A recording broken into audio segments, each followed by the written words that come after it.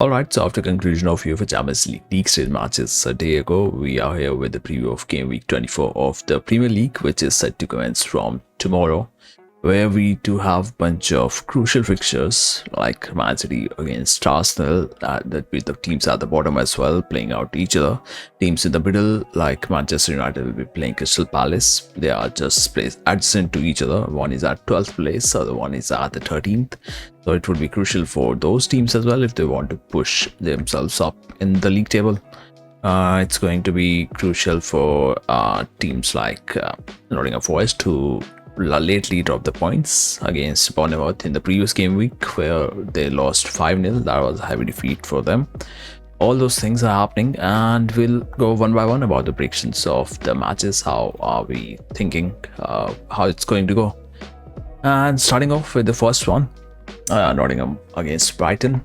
First match coming in with a 5-0 defeat, which was a shocker for most of the teams because with the way they played before against Liverpool, that wasn't a bad game from Nottingham Forest. They had a draw against Liverpool at Anfield after defeating the league leaders right now in the season at in the away fixture, first leg that was of the season. So Nottingham versus Brighton. Brighton also coming in from a loss. I think they lost to Everton previous game week, 1-0 defeat to Everton. And since they are playing away, I'll give it a little advantage to Nottingham Forest, and this one should be winning it 2-1. The prediction for since it's the home for Forest, and they will be taking some learnings from their previous match, which was disaster. Final defeat is never a good scoreline. So 2-1 victory for Nottingham Forest should be the case in this one. And after that, there comes a match which is between Bournemouth, who did absolutely brilliant against Forest. I think Otuara had a hat-trick in that match. He scored 3 goals. Plus, they haven't been that bad as a team in the this league this season. To be honest, they are right now at 40 points at 7th position.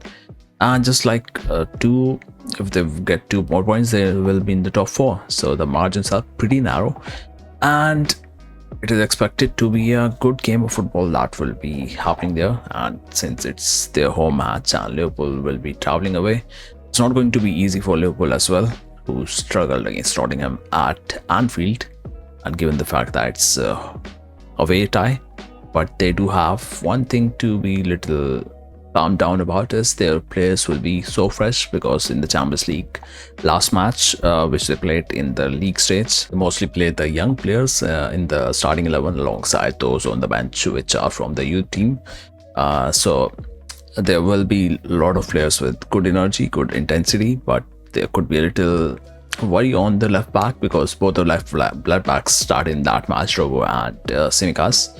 So that should be a little concern for Liverpool. But other than that, I think they should do fairly well in this one. So probably 3-1 win to Liverpool, but it's not going to be an easy match at all. Bournemouth has been a good team this season so far, so expect them to be giving us a good fight at the top. And moving on from there, we have Everton versus Leicester City. Both the teams are, I think, at 17th and 18th position, 16th and 17th position. They are at the bottom of the relegation zone. Around that, Leicester City just a point away from the 18th spot, which is currently occupied by Wolves.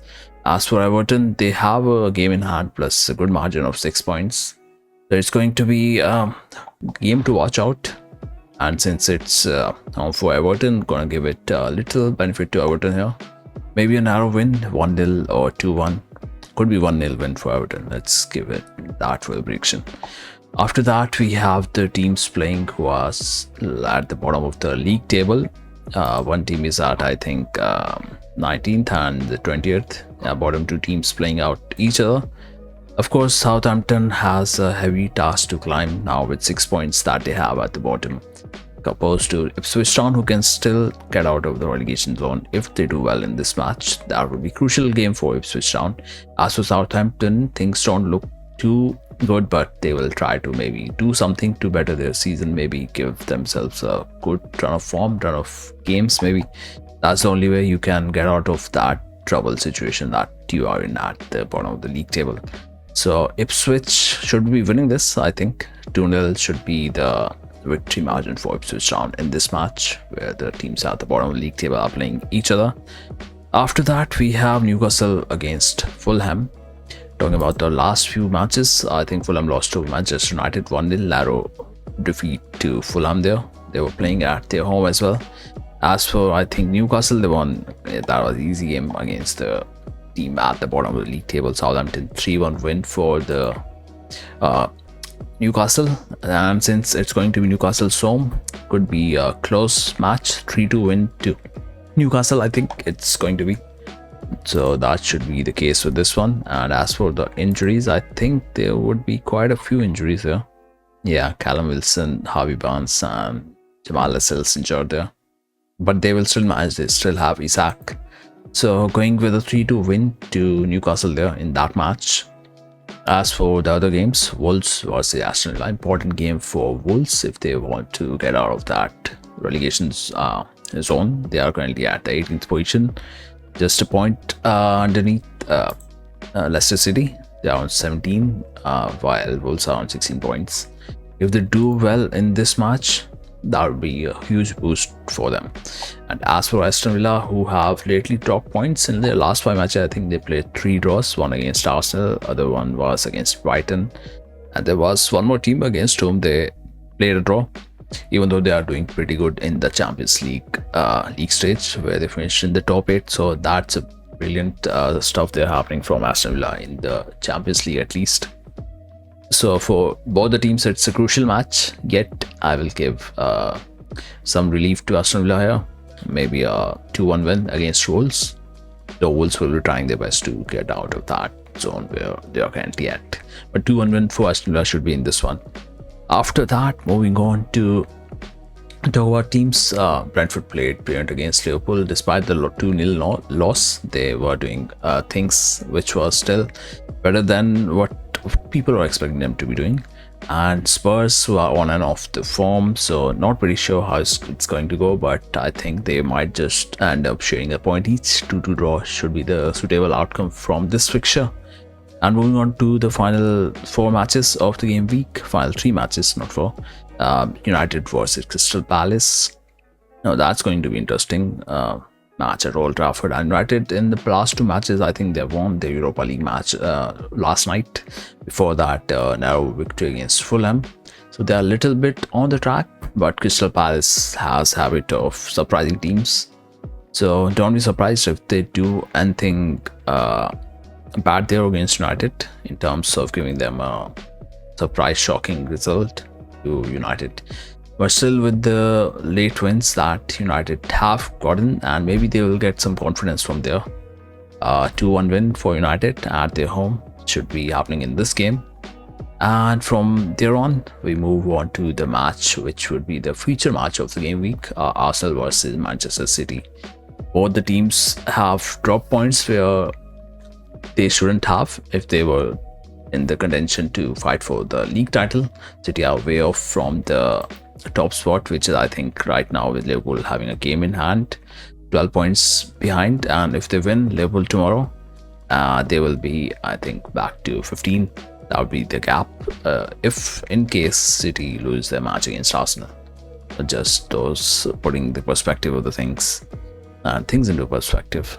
And as for Arsenal, they do have injuries. They don't have Bukayo Saka won't be playing, looks like, with the way things are right now. Gabriel Jesus is not there. He got crucial ligament injury as well.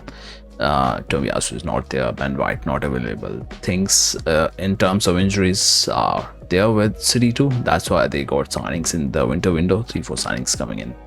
So it's not going to be easy for both the teams at all, with a lot of the key players missing the starting 11s. And yet, I think in that scenario, we are going to go for maybe 1-1 draw, a point being shared each by both the sides, which makes a sense for now. But whatever happens on the match day, it's going to be known at that moment only. We are just predicting what could be happening, which I believe would be going in for a draw. And if Arsenal push on a gas button and they don't do the sit back and trying to just defend like they did in the last season, I think, or maybe there was one match which happened between City and Arsenal. There was a lot of criticism. Maybe a previous leg which happened this season only, and they conceded a late goal. So that's how they lost the game from the winning position. Didn't lose the game, but lost the points from the winning position, which ended in a draw. So Arsenal versus City.